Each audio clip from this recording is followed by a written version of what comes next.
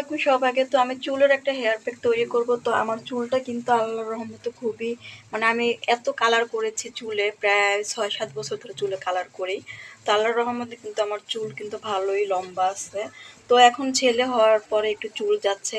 তো আমি কিভাবে প্যাকটা মানে দিয়ে চুলের যত্ন নিই অবশ্যই আপনাদের ভিডিওটা দিচ্ছি, ভিডিওটা দেখে নিন। তো এখানে কিন্তু আমি চা পাতা নিয়েছি প্রায় ২-৩ চামচের মতো, আর তেজপাতা দিয়েছি মানে ফুটিয়ে নিচ্ছি। তো এটা কিন্তু মেথি, এই যে লেখাই আছে, আমি সব কিছু আর কি লিখে রেখেছি।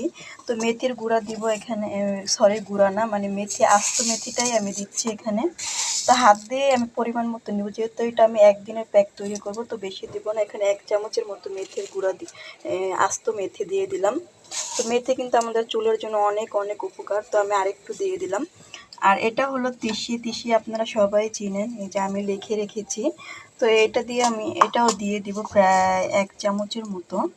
তো তিসিটা কিন্তু আমাদের চুলকে অনেক মানে উজ্জ্বলতা ফিরে আনে এবং চুল কিন্তু সিল্কি করে। তো আর এখানে আমি যেই মানে প্যাকটা দেই, আমি সবসময় কিন্তু আমি হেনা প্যাকটা দেই।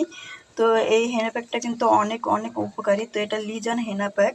তো এই প্যাকের সাথে কিন্তু আপনারা অ্যালোভেরা জেলটাও দিতে পারেন। তো আমি অ্যালোভেরা জেলটা দিচ্ছি না, যে জেলের বদলে কিন্তু আমি তিসিটা দিচ্ছি। তো সব কিছুই কিন্তু আমি এই যে এভাবে দিয়ে এটা ভালো করে ফুটিয়ে নিব। তো আমি পুরো চুলে দিব, একটু সামান্য তেলও মানে দিব চুলে। তো তেল দিলে আমলকি আছে, আমলকিটা আমি মিক্সার করে নিব।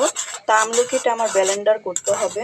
তো সব কিছু মিলিয়ে যদি আপনারা চুলে দিয়ে প্রায় ৩০ মিনিট রেখে চুলটা শ্যাম্পু করেন, দেখবেন যে মাশাআল্লাহ আপনাদের চুলটা কিন্তু অনেক অনেক সিল্কি হবে। তো ভালো লাগলে অবশ্যই আমার ভিডিওটা শেয়ার করে দিবেন, অবশ্যই এটা ট্রাই করে দেখবেন বাসায়।